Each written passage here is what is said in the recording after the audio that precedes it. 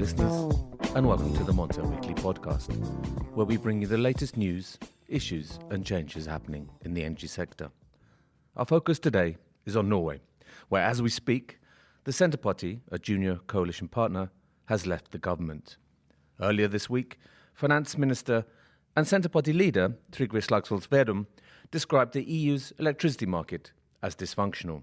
Norway's Labour Party, the main coalition partner, plans to implement just 3 of the 8 directives in the Clean Energy Package, also known as the Fourth Energy Package, which was adopted in 2019. These 3 directives include the Renewable Energies Directive, the Energy Efficiency Directive, and the Buildings Directive.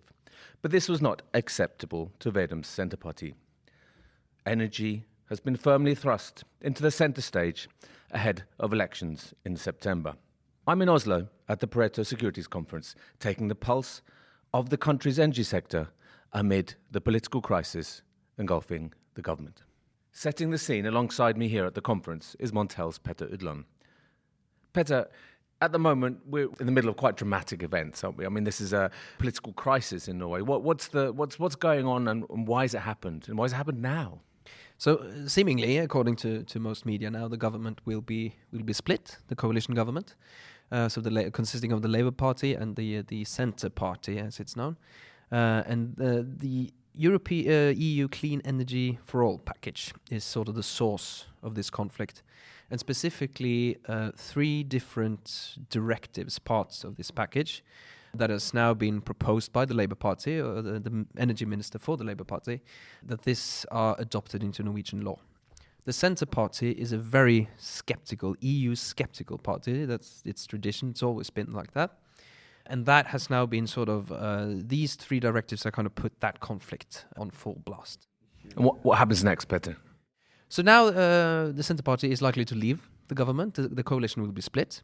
And the Labour Party will keep on its own. And what that means for these 3 directives means that they will likely be implemented into Norwegian law. That is the will of the Labour Party. That's what the Prime Minister, Jonas Gahr Støre, has said all along. And there is also, in the Norwegian Parliament, there is a majority for these directives. So those seemingly now will be implemented in Norway. Petter, thank you very much. Thank you. And joining me now is Lars Ove Skorpen, who is Director of Power and Renewable Energy at Pareto Securities, which is hosting today's conference here in Oslo. A warm welcome to you, Lars Thank Ove. you very much. So we've seen some quite dramatic events today, Lars Ove, in the political scene here in Norway. What's your immediate view of that? First of all, we did expect that this could happen, and we actually had a backup in our program today because we had the minister scheduled to speak, and of course we saw that this situation was increasing in intensity. So I guess it's fair to say we're not really surprised. However, I think that the case, the situation, and what causes this is not really a good reason to leave the government for SP, if you ask me. SP, which is the Centre Party, yeah, exactly, yeah. The main core of the issue is the 3 directives, isn't it, in the Clean Energy Package or Fourth Energy Package.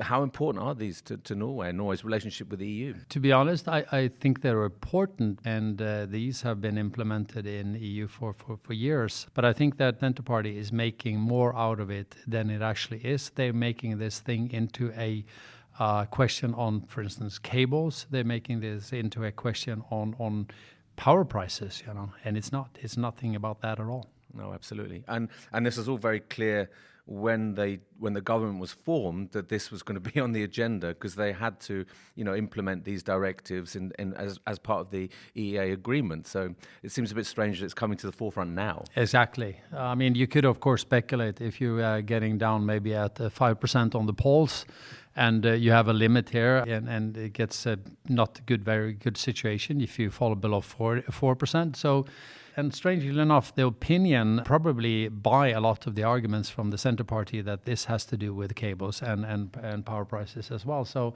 it could be that they felt that this is maybe a good reason, and the election is due in September, so why not now? Okay, exactly. But he's called it the centre party or the finance minister. You mentioned another minister earlier, and that was the energy minister. That's right, yeah. Trygve Slagsvold Vedum, the finance minister, has called the EU electricity market dysfunctional. Do you agree? No, not at all. Of course, we have seen high prices, but as was said during the conference today, don't shoot the messenger, because that's a signal, and we have to take those signals seriously. I think that they're looking at cutting cables, which is not going to be good for security, because to be honest, in maybe five years' time, Norway could be a net importer of power instead of right now where we're a net exporter. So this is probably a very short-sighted, call it, view, if you like. It's a bit like shooting yourself in the foot here, isn't it? I mean, I think you mentioned the cables. Are you thinking there in particular of the renewal of the Denmark cables to Denmark? I think that's the one coming up, because these cables are already there, but they're old and they are call it up for renewals, and this is maybe then a good symbol case to say no, we don't like this. I mean, even the Labour Party jumped on this for an hour last fall when power prices skyrocketed, but that was 1 hour. And I said, where were these guys when we had 245 hours in the same price area, that's southern Norway, with prices less than zero? We didn't hear anything then. It's a very kind of, as you said, short-term move. It's almost a protectionist kind of element, which is kind of sweeping Europe a little bit. We see elements of it in France, a little bit in Germany, elsewhere, even Sweden as well, talking about is that a worrying trend across Europe, or do you think it's very sort of short-lived? I hope it is, but I'm not sure.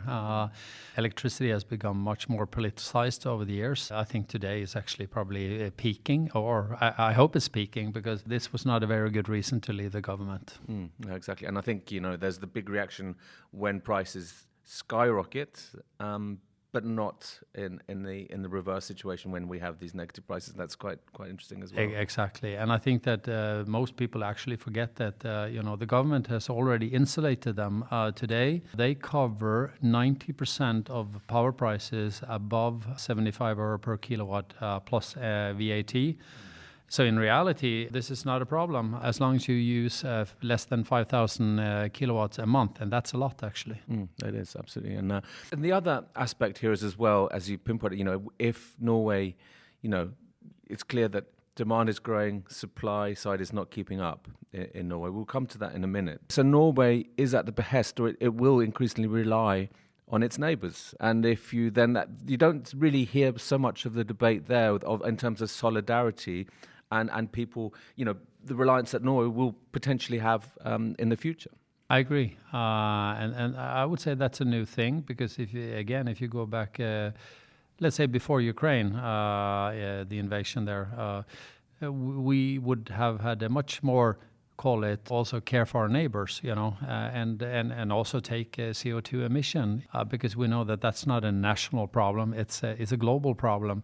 And to be honest, we should export clean renewable power to substitute first and foremost coal at the continent, but also gas. So I think this is very short-sighted. But we're living in a populist era. That's just the name of the game. Absolutely, and that's what we have to live with.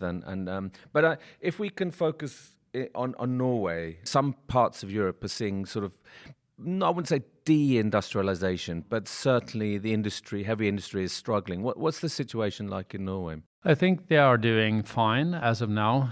There have been, of course, periods, again, when the prices skyrocketed back in 22, obviously, for a lot of industries that was not hedged. But most of the power-intensive industry hedged their power prices going forward, and many for quite many years. So they're not that exposed to short fluctuation with very high prices. But I think, of course, they could be challenged over time when you have the combination of less supply into the market, more demand, primarily from data centers, who have very high willingness to pay. And are very aggressive getting into this market. And of course, if we then do not deliver on new renewable power, some of these especially the ones with, call it, the most sensitivity to high prices, could potentially face difficult situation. Maybe even have to shut down lines, or like take Alcoa, for instance, at Lista. I guess that that plant is still not operating 100%, and they are maybe one of the most sensitive to high power prices. Because they don't have so much of the margin is not as great as potentially some of the big tech companies. Exactly. But Lars Ove, where's the sort of hurting point? Where does it start to hurt? What at the level of the power price? When I think it's like, is it 40, 50? Where does it? Where's at which? I mean, obviously it's different for every company, isn't it? Yeah, very good question, and I think it depends, of course, on their prices.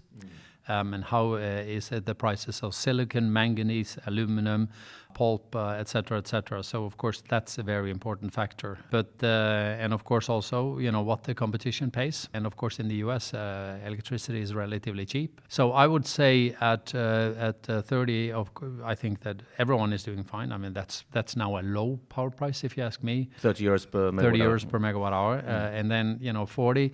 That is also, I mean, that's where we are today. But if you look at entering into, let's say, 10 or 20-year power PPAs now, you will probably see higher prices. I think, if we get at 50 or in real term power prices and above, I think that then some really could struggle. Yeah, some of the big industrials. Some of the big industrials. But take hydro, for instance. They have a consumption of 17 terawatt hours. But they have their own captive hydro primarily, so they probably have 2/3 cover, and also the rest covered with a long-term PPA. So they would be fine. But I think an advice there is to make sure that you don't sit and wait too long before you enter into new long-term PPA, because then of course power prices could be very much higher at that point in time. Or they could be lower.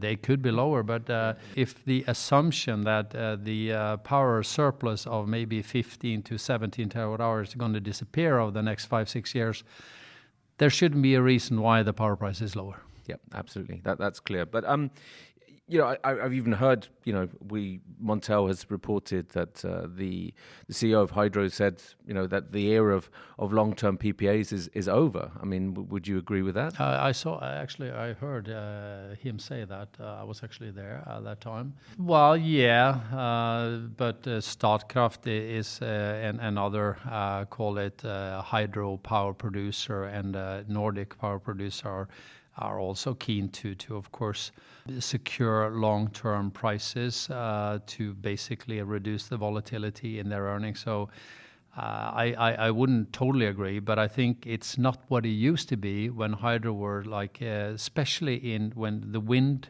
kicked off, because then they used that situation to enter into a lot of PPAs on wind farms, especially in Sweden. And of course, we don't see that right now because the banks are not to the same extent forcing these players into long-term PPA as they did that time to get financing.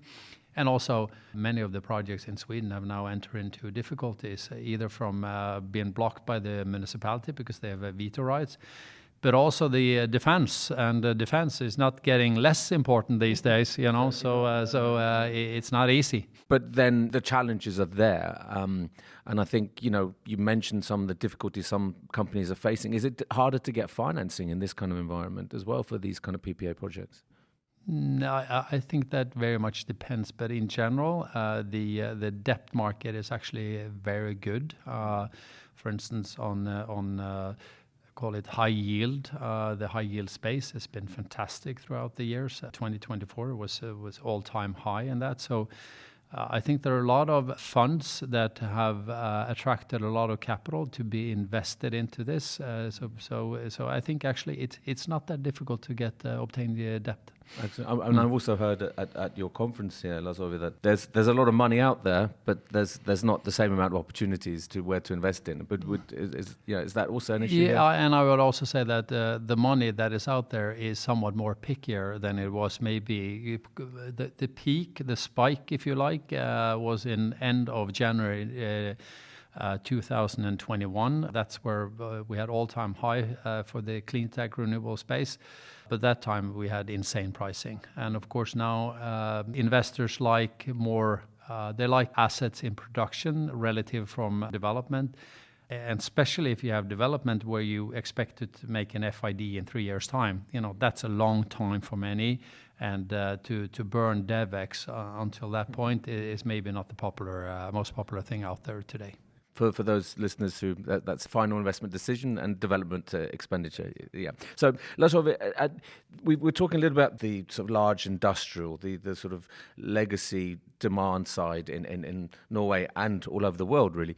Big tech, we've got the Meta, the Google, the Microsoft, Amazon being major players now in the world of energy, signing big deals in the US with nuclear plants and besides. And what's happening in the Nordic region? No, I think the same thing is happening. They aren't signing deals with the nuclears and SMRs here in this market, but what they are, of course, is to try and get power. And it's, of course, then more down to grid access than to power itself, because the power is there, but it's difficulty to have enough capacity in the grid. And that's why we are now having a relatively long queue waiting for grid. And of course, the data centers are the one with the highest willingness to pay. So, and also the TSOs, meaning Statnett, they are going to put more pressure on the companies in that queue, making sure that they have a viable business instead of not just standing in the queue and hoping to get the business when they have access to grid. So, speculation. Yeah, exactly. Because now, I mean, we are in the times where access to grid and power has a value in itself, and that's new. Yeah. We haven't seen that before. But there is a core or a huge amount of data centers wanting to come to Norway? Exactly, yeah. I mean, take the maybe most known that I mentioned today in my presentation is, of course, Google. They are looking at 850 megawatt. I think they now have secured 120. They're probably getting the 240 by the end of this year. And then they are waiting in the line to get up to the 850. When at 850, they will actually consume as much as 7 terawatt hours. TikTok at Hamar, which is actually hosted by the data center Green Mountain, who's, by the way, presenting here today.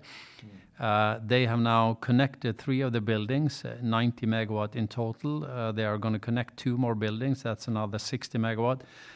So when that is all up and running, people can use then TikTok, and all the data is now stored in Udland, just outside Hamar.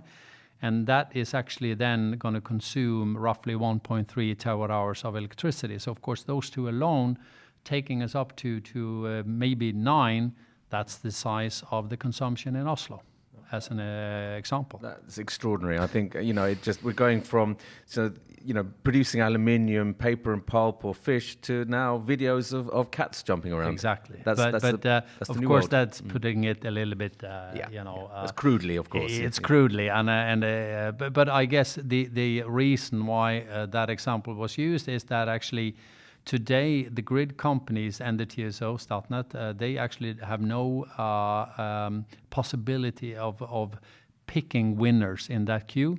It's like first come, first serve. And I guess what I said today is that maybe that is right, because I'm not sure if these are the best one picking winners and losers and industries going forward. That's always very problematic if you have regulators or authorities picking winners. Exactly, and we tend to do a little bit too much of that in Norway. Yeah, absolutely. I mean, but you're not facing a situation like, for example, in Ireland, where they put a stop to data centers because the demand was so high in the area around Dublin. I mean, we're nowhere near that yet. I know. No, and we saw actually the similar happening in Amsterdam. So the flap D, call it cities as we call them. So that make it nearly impossible to expand with huge data centers in those cities. And you mentioned Dublin, and we're not there yet. And I don't think, honestly, we're going to get there. But the data center is probably not going to get everything they want. They would have to stand in line. They will get maybe 100 first or 200. Because, again, back to Google, 850, that's a lot of power, Absolutely. And I think before I move on to asking you about the supply side, we've had big news this week with DeepSeek and massive developments in AI. There's much more efficient ways of programming or generating. What kind of impact do you think that can have? Do you think that will drive power demand in the same way that big tech does or that standard AI has done? Or will that transform it? I must say that, of course, DeepSeek changed a little bit because it seems that training of this requires less power, requires less heavy GPUs, but also using those going forward probably less electricity than we have, for instance, seen in ChatGPT. When you ask ChatGPT what the consumption of electricity is for that versus, for instance, a Google search, then it's about 10 to 20 times more.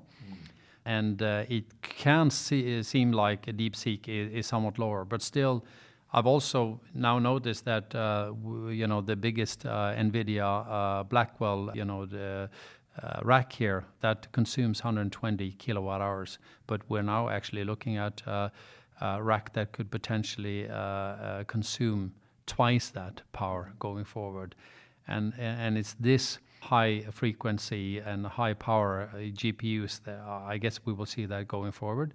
So I expect that the data center will take a lot of the capacity and the growth that's going to be there.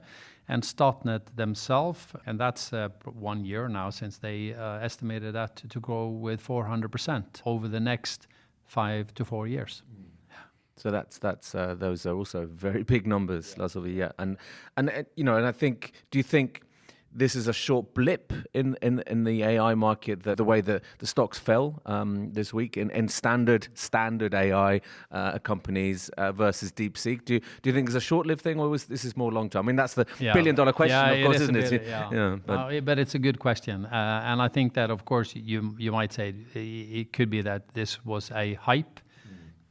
It probably is. But if this is definitely a long-term trajectory that the data center will be needing more energy, and we'll see more of them going forward. I guess it came in an Economist article that came out on Thursday, but the market didn't capture it before Monday, where NVIDIA then lost 600 billion in market capitalization. So this is just out of the street. The power of journalism, Lars Ove? Yeah. For those listeners who are unable to attend the Pareto conference, I'm sure I'll be inviting these people on, and we could discuss these matters in future episodes. But I think rounding off, would be important to discuss the supply side here, because these are huge users of power. Where's it going to come from? And you also highlighted in your presentation earlier that pretty much new capacity coming online has almost come to a standstill. Where is the supply? Where is it gonna be generated? And who's building and where?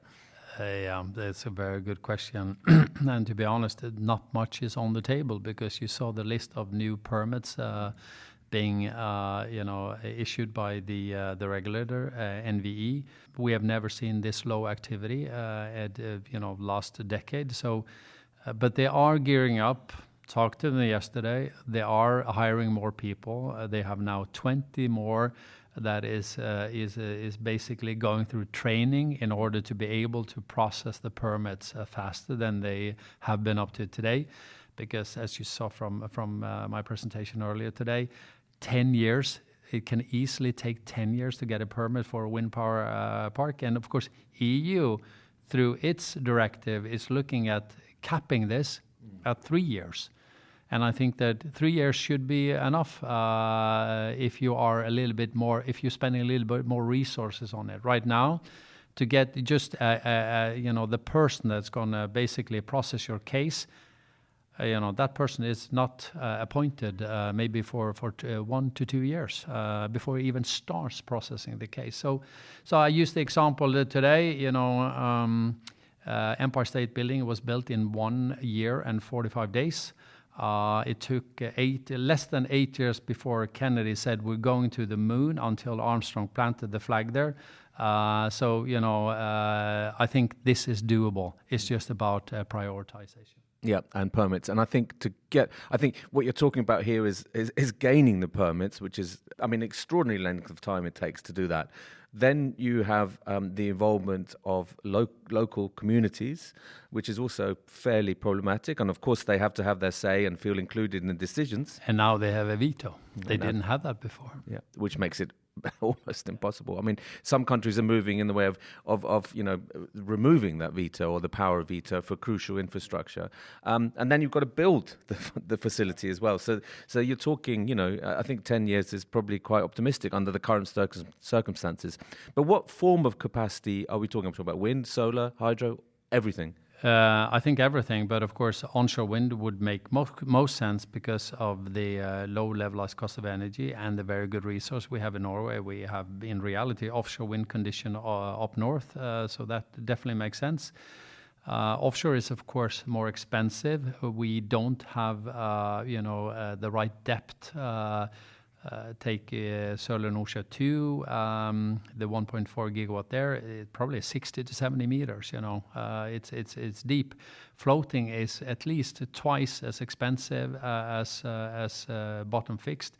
So I think onshore wind, clearly, we also have to be more aggressive on hydro. And solar, believe it or not, 5 years ago, everyone would have laughed if we said solar in Norway, but now it probably makes sense. It's not very profitable, and it probably, for some, Statkraft has said that, solar in Norway isn't profitable, but we have a lot of companies waiting to invest in solar. So onshore wind, hydro, solar. Nuclear, of course, but we don't have really a long tradition for nuclear, and most importantly, it's going to take time. It's going to be earliest in 2035. I mean, that's a long way away. And if it's any reassurance, I have solar panels on my roof, Lars Ove, but I don't know if that's making such a big contribution to Norway's energy mix, but we've all got to do our bit. I know you're a very busy man, Lars Ove, and so thank you very much for your time today and your insights and views on the current state of Norway and the global energy situation. So thanks again. Thank you very much. Our podcast episodes are released every Friday, and next week sees a major change. The launch of Plugged In, our new podcast building on the foundations of Montel Weekly. We'll be bringing you even more news, more analysis, and major players from across the energy sector. And our guest for the first edition of Plugged In will be the CEO of the UK's energy regulator, Ofgem, Jonathan Brearley. Watch out for that. For the latest news from Montel, please visit montelnews.com, and you can follow us on LinkedIn and X @Montel. See you next time.